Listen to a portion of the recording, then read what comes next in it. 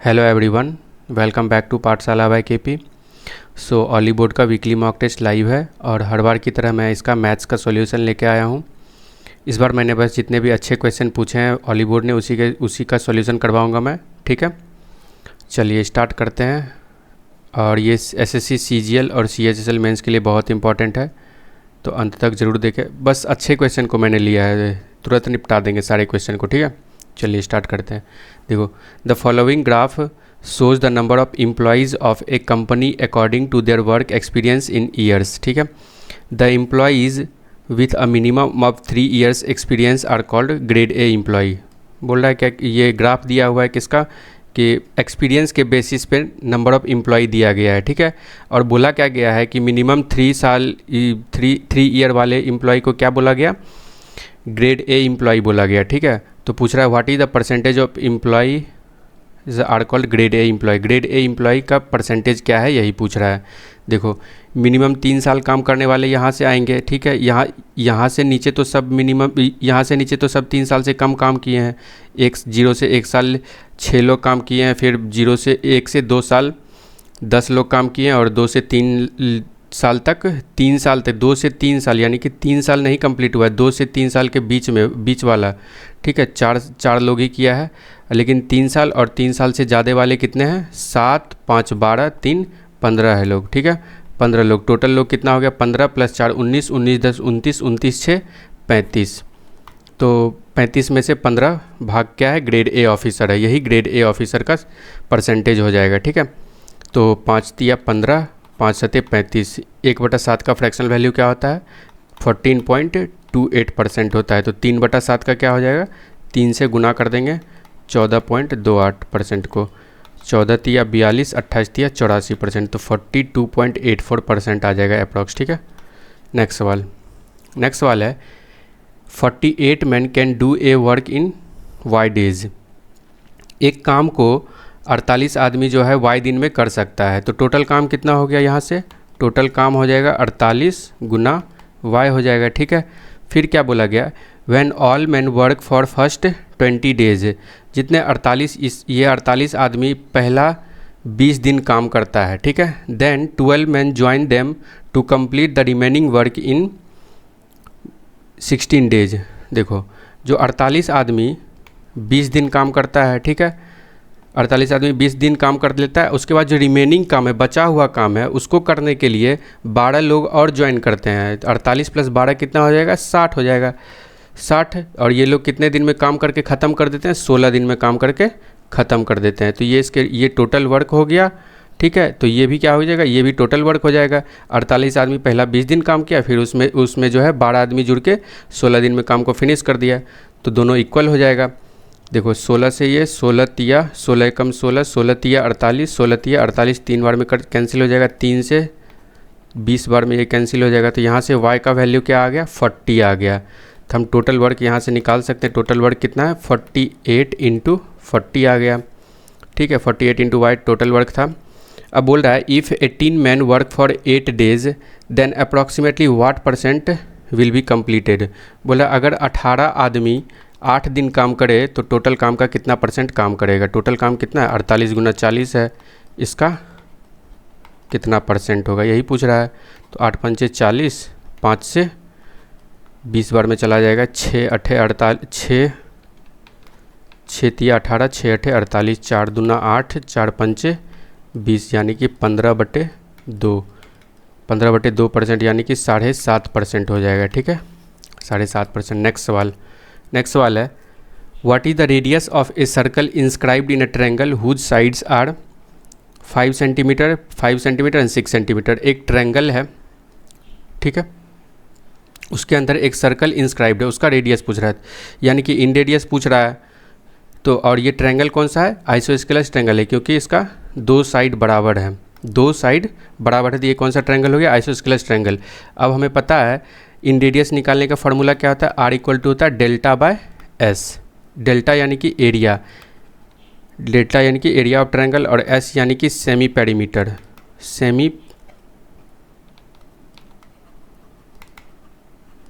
ठीक है। तो देखो, इस ट्रायंगल का एरिया हमें चाहिए। इस ट्रायंगल का एरिया हम कैसे निकाल सकते हैं, अब हमें पता है कोई भी आइसोस्केलस ट्रायंगल में इसके अपोजिट एंगल से यहाँ पे अल्टीट्यूड डालते हैं तो ये इसको इक्वली डिवाइड करता है। तो यहाँ से हम अगर इस पर अल्टीट्यूड डालेंगे तो ये इक्वली डिवाइड होगा, यानी कि ये 3 का हो जाएगा और ये 3 का हो जाएगा। ये अल्टीट्यूड है तो ये 90 का हो जाएगा। अब ये वाला ट्रायंगल क्या बन गया है, ये वाला ट्रायंगल राइट एंगल ट्रायंगल बन गया। तो 5 3 4 5 का ट्रिपलेट लग जाएगा इसमें। ये 3 है तो ये 4 हो जाएगा, यानी कि हमारा अल्टीट्यूड निकल गया। तब हम इसका एरिया आसानी से निकाल सकते हैं। तो आर इक्वल टू इसका इस ट्रायंगल का एरिया क्या हो जाएगा, 1/2 into base into altitude bye semi perimeter क्या हो जाएगा, 5 + 5 10, 10 6 16, 16/2 करेंगे तो 8 हो जाएगा इसका सेमी पेरीमीटर। 2 से 2 बार में कैंसिल हो जाएगा, 2 से 4 बार में 15 चौके 60 होता है, ठीक ना। तो 1.5 हो जाएगा। आर इक्वल टू कितना हो जाएगा, 1.5 सेंटीमीटर हो जाएगा इसका आंसर, ठीक है। नेक्स्ट सवाल है Amit got a new table for 98% discount. Had Amit got no discount Amit would have had to pay 32.908 more. How much did Amit pay round off to 2 decimal place for the table.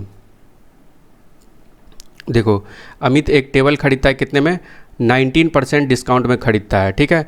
अब बोलता है अगर उसको डिस्काउंट नहीं मिलता तो वो कितना ज़्यादा पे करता है, 32.908 पे करता है रुपीज़, ठीक है। तो बोल रहा है तो यही जो डिस्काउंट है 19% इसी के बराबर हो जाएगा 32.908, ठीक है। इतना रुपया हो जाएगा। यही ना बोला है कि अगर अमित को 19% डिस्काउंट ना दे तो 32 रुपया ज़्यादा लगेगा उसको प्राइस। तो यही हो जाएगा 19% का वैल्यू क्या हो जाएगा, 32.908 हो जाएगा। यहाँ से हम मार्क प्राइस निकाल लीजिएंगे। मार्क प्राइस क्या आ जाएगा, 100% आ जाएगा, ठीक है। 19 एकम 19 बचेगा 13, 19 सत्ते 133 बचेगा 6, फिर 0 19 दिया 57, 19 दूना 38, ठीक है। 3 डिजिट के बाद पॉइंट दे देंगे तो 1% का वैल्यू कितना आ गया, 1.732 आ गया। इसमें 100 मल्टीप्लाई कर दो तो 173.2 रुपीज़ आ गया, मार्क प्राइस आ गया मेरा, ठीक है।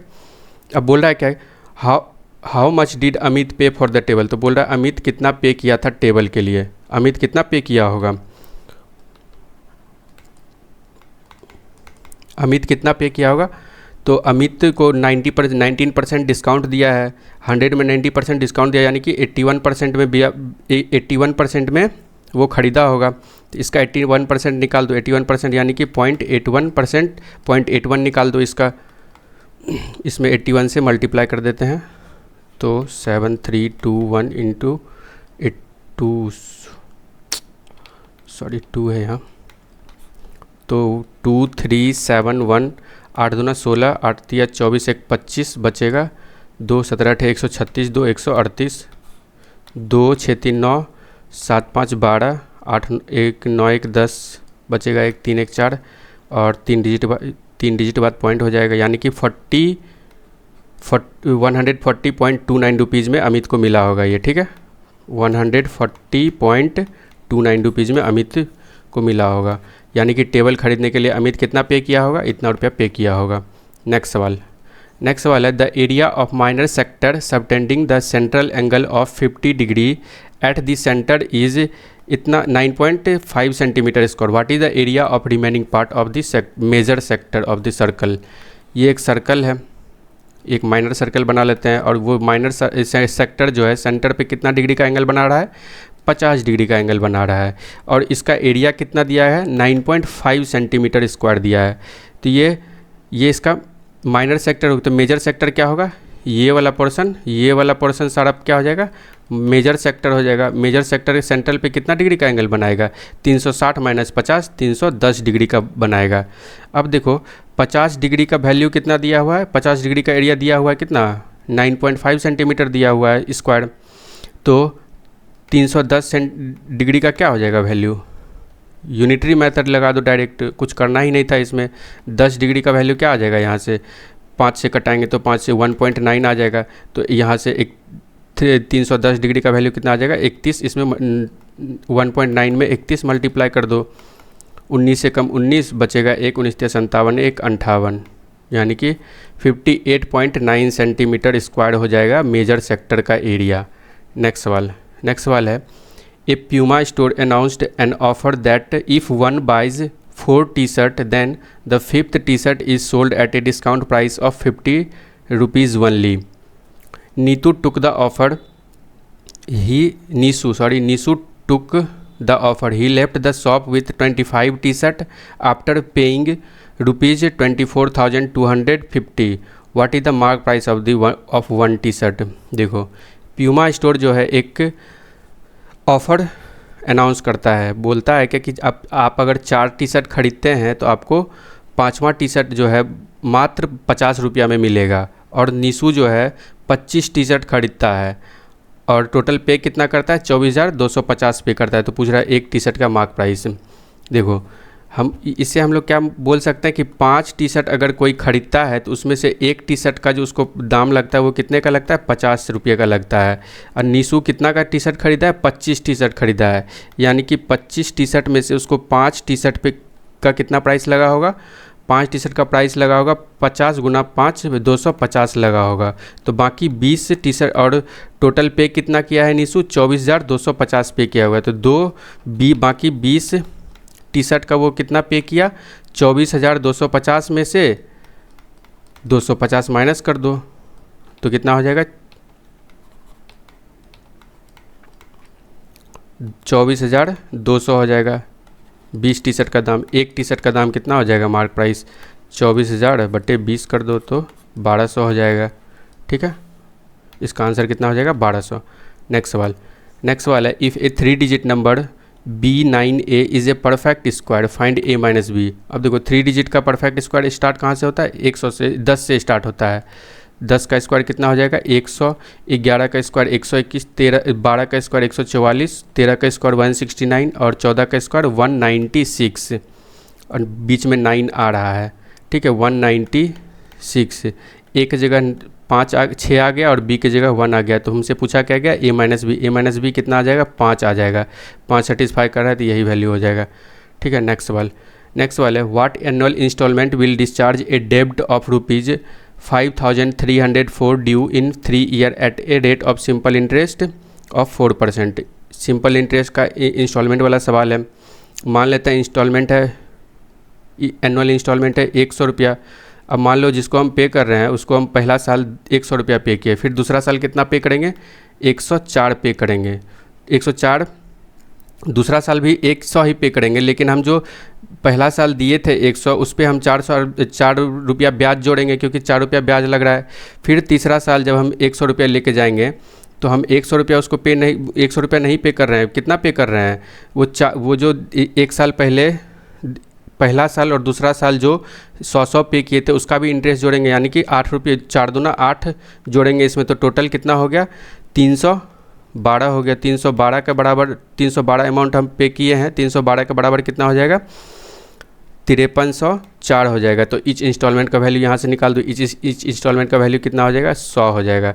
100 यूनिट हो जाए, 100 यूनिट का वैल्यू निकाल दो। 5304 बटे 312 गुना 100, 2 से 50, 2 से 156, 156 से कटा दो इसको, कितने बार में जाएगा ये, 15 तिया 45, तो 6 3 18, 15 तिया 45, 1 46, 10 में से 8 गया 2, 12 में से 6 गया 6, कट जाएगा ये। और ये 4 बार में 6 चौके 24 और 15 चौके 60, 2 62, तो 34 बार में ये कट गया। 34 बार में 156 कट गया इससे। 34 में 17 आता है, 17 का मल्टीपल ये भी है, 17 यहाँ, इस 1700 ये भी है। तो देखो 34 को लिख सकते हैं 17 गुना 2, 2 गुना 50, 100 हो जाएगा। तो 1700 इसका आंसर हो जाएगा। नेक्स्ट सवाल है after dividing a number successfully by 6, 7 and 11 remainders are 1, 3 and 4, what will be the remainder if 19 divides this same number. एक नंबर है उसको सक्सेसिवली डिवाइड करते हैं 6 से, 7 से और 11 से, तो रिमाइंडर क्या आता है, 1 आता है, 3 आता है और 4 आता है। बोल रहा है उसी सेम नंबर को अगर 19 से डिवाइड करें तो कितना रिमाइंडर आएगा। ठीक है, यही पूछ रहा है। देखो नंबर मान लेते हैं हम n है। ठीक है, अब यहाँ पे क्या कौन सा कॉन्सेप्ट लगेगा, हमें पता है बचपन से हम लोग पढ़ते आ रहे हैं, डिविडेंड इक्वल टू क्या होता है, divisor into quotient plus remainder होता है, यही लगाएंगे। 6 से पहले डिवाइड किया, फिर 7 से, फिर 11 से, तो रिमाइंडर कितना आया, 1 आया, 3 आया और 4 आया। लास्ट में कोसेंट, इफ लास्ट कोसेंट कितना है, 1 है। तो 15 एकम 15, 4 सॉरी 11 एकम 11 प्लस 4 15 हो जाएगा डिविडेंड। फिर यहाँ से डिविडेंड कितना हो जाएगा, 15 सत्ते 105 प्लस 3 108 हो जाएगा। फिर यहाँ से कितना हो जाएगा, इसमें गुना करेंगे 648 प्लस 1 649 हो जाएगा, 649, यानी कि n कितना आ गया, 649 आ गया। इसी n को फिर हम 19 से डिवाइड करेंगे तो कितना रिमाइंडर आएगा, यही पूछ रहा है। 19 से इसको डिवाइड कर दो, 19 तिया 57, बचेगा 7 और 19 चौके 76, तो कितना आ गया रिमाइंडर, 3 आ गया रिमाइंडर। ठीक है, तो 3 हो जाएगा इसका आंसर। नेक्स्ट सवाल है, if A B and C are angles of triangle then the value of इतना, इसका वैल्यू पूछ रहा है। Sin A plus B by two, cos A plus B by two, cosec A plus B by two minus sin C by two plus 1। देखो अब जब भी बोल दे कि A plus B plus A B C कोई angle है कोई ट्रायंगल का, ठीक है, ए बी सी एंगल है कोई ट्रायंगल का, तो हम ट्रायंगल क्या मानेंगे, ट्रायंगल हम डायरेक्ट मानेंगे राइट एंगल ट्रायंगल। ठीक है, राइट एंगल ट्रायंगल। हमें तो ये बोला नहीं गया है कि तुम इक्विलेटरल ट्रायंगल मानो या फिर आइसोस्केलस ट्रायंगल मानो, तो हम अपने मन से कोई भी ट्रायंगल मान सकते हैं। मान लेते हैं ये एक ट्रायंगल है ए बी और सी, ठीक है, तो ये कितना हो गया 90, राइट एंगल ट्रायंगल मान रहे हैं हम लोग, तो ये कितना हो जाएगा 90 डिग्री। तो ए प्लस बी भी कितना हो जाएगा 90, यहाँ साइन ए प्लस बी कितना हो जाएगा 90, 90 बाई 2 45, यानी कि साइन 45 कॉस 45 कॉसेक 45 का वैल्यू निकाल दो। और साइन सी कितना है 90 है, तो सी 90 बाई 2 साइन 45। देखो अब साइन 45 का वैल्यू कितना होता है 1/√2 होता है, और कॉस 45 का वैल्यू भी कितना होता है 1/√2, और कॉसेक 45 का वैल्यू कितना होता है √2 माइनस साइन 45 का 1/√2 प्लस 1। √2 से √2 कैंसिल हो जाएगा, तो 1/√2 माइनस 1/√2 प्लस 1, तो ये कैंसिल हो जाएगा, बचेगा क्या 1 बच जाएगा, तो इसका आंसर हो जाएगा 1।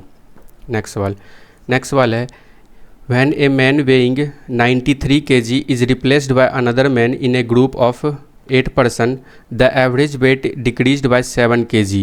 What is the weight of new man? अब देखो एक 8 आदमी का ग्रुप है, उसमें से एक 93 kg वजन वाला जाता है और उसके जगह कोई और आता है, कोई और आदमी आता है, तो एवरेज वेट जो है कितना घट जाता है 7 घट जाता है। 7 घट जाता है यानी कि टोटल कितना घटा होगा 8% में कितना घटेगा, टोटल 56 घट जाएगा, 8 सत्ते 56 घट जाएगा। ये घटा क्यों है, घटा इसलिए है क्योंकि जो नया आदमी आया है, न्यू आदमी ज्वाइन किया है कि पुराने वाले आदमी की जगह वो 93 kg से 56 कम होगा, इसलिए घटा है। तो उसका डायरेक्ट आंसर क्या हो जाएगा, उस न्यू मैन का वेट कितना हो जाएगा 93 माइनस 56, 13 माइनस 6 गया 7, 8 माइनस 5 गया 3, 37 kg हो जाएगा। ठीक है, अगर नहीं समझ में आया तो ऐसे भी कर सकते हैं। आप लोग 8 लोग का एवरेज वेट मान लो x था, तो टोटल वेट कितना हो जाएगा 8 लोग का 8x हो जाएगा। इसमें से 93 kg वाला गया, एक आदमी गया और उसके जगह y kg वाला आदमी आया। ठीक है, तो अब जो है बोल रहा है कि अब जो है इसका एवरेज वेट कितना हो गया 7 घट गया। पहले कितना था x था एवरेज, और अब 7 घट गया, कितने में 8 लोग में घट गया। इस इक्वेशन को सॉल्व करेंगे आसानी से y का वैल्यू निकल जाएगा, करके भी बता देता हूँ मैं। 8x माइनस 56, 8x कट जाएगा, y इक्वल टू क्या हो जाएगा 93 माइनस 56, यानी कि 37 हो जाएगा, 37 kg।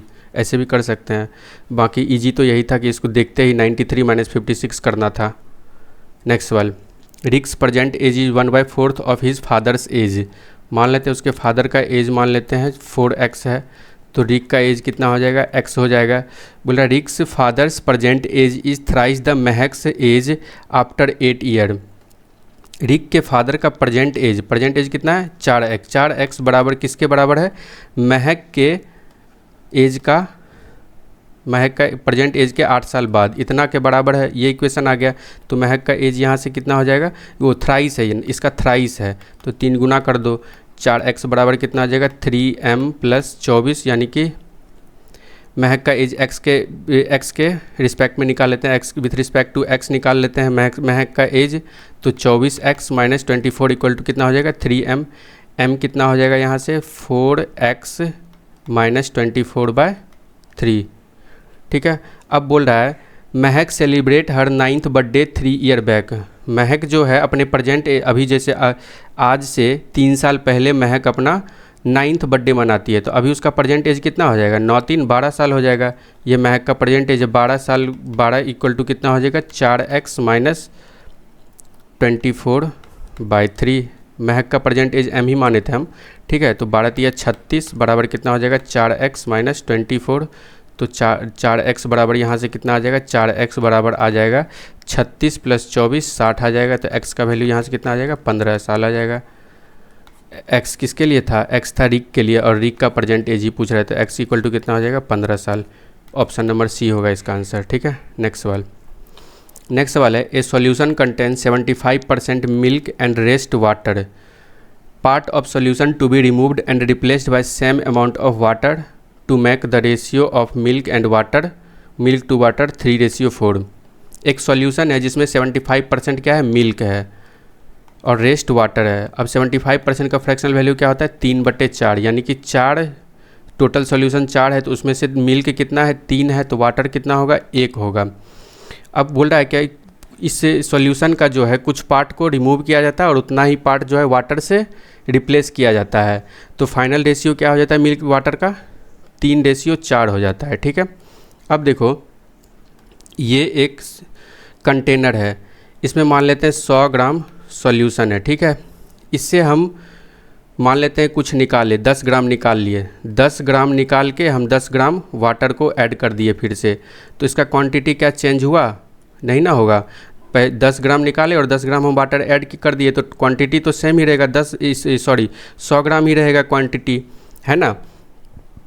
तो पहले क्या करेंगे, हम इसका क्वांटिटी को सेम करेंगे। इसका कितना है टोटल क्वांटिटी 3 1 4 है, इसका कितना है 3 4 7 है।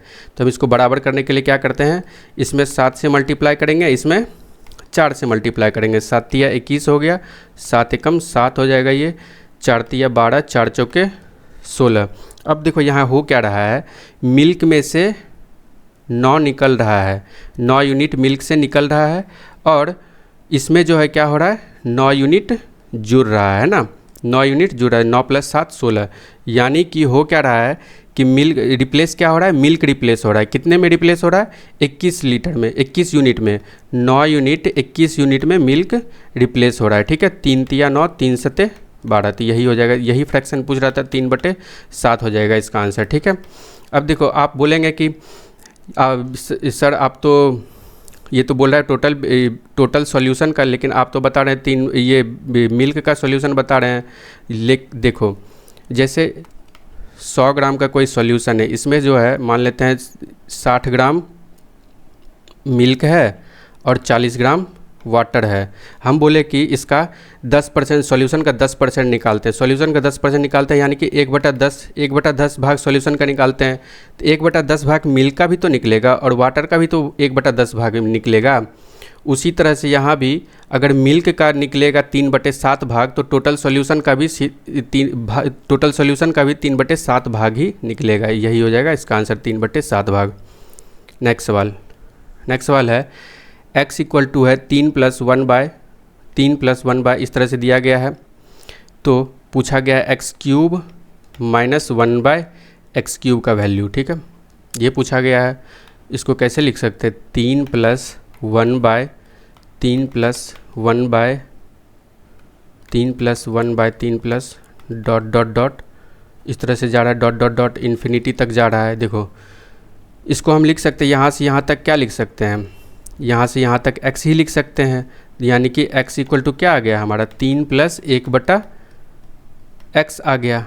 तो x - 1/x यहाँ से कितना निकल गया 3 निकल गया। अब हमें निकालना क्या है x - 1/x³ निकालना है। अगर हमें पता है एक फार्मूला x - 1/x अगर k होता है तो x³ - 1/x³ कितना हो जाता है k³ - 3k होता है। तो इसका वैल्यू निकाल दो, k की जगह 3 रख दो, k यानी कि 3 का क्यूब कितना हो जाएगा 27, 3 तिया 9 तिया 27 -3 के 3 तिया 9, यानी कि प्लस होता है k³ + 3k, माइनस है तो यहाँ प्लस हो जाएगा, 27 + 9 कितना हो जाएगा 36 हो जाएगा, ठीक है। Option number C. नेक्स्ट सवाल अब है ही नहीं, और इतना ही अच्छा क्वेश्चन मुझे लगा, बाकी इजी ही था पेपर। देखो पूरा पेपर मैंने इसलिए नहीं कराया क्योंकि अभी CGL का एग्ज़ाम भी है, तो आप लोगों को भी वीडियो देखना अवॉइड करना चाहिए अभी, ठीक है। चलो मिलते हैं फिर नेक्स्ट वीडियो में। अगर इसका सॉल्व PDF चाहिए तो आप इस टेलीग्राम चैनल को ज्वाइन कर सकते हैं, और वीडियो पसंद आया तो लाइक ज़रूर करें और कमेंट ज़रूर करें। अगर आपको और भी कोई सवाल में प्रॉब्लम होता है तो आप सवाल नंबर कमेंट सेक्शन में बता सकते हैं, मैं उसका वीडियो बना दूंगा, ठीक है। और वीडियो पसंद आया तो लाइक ज़रूर करें और इस चैनल को पाठशाला बाय KP को ज़रूर सब्सक्राइब करें, ठीक है। मिलते हैं नेक्स्ट वीडियो में।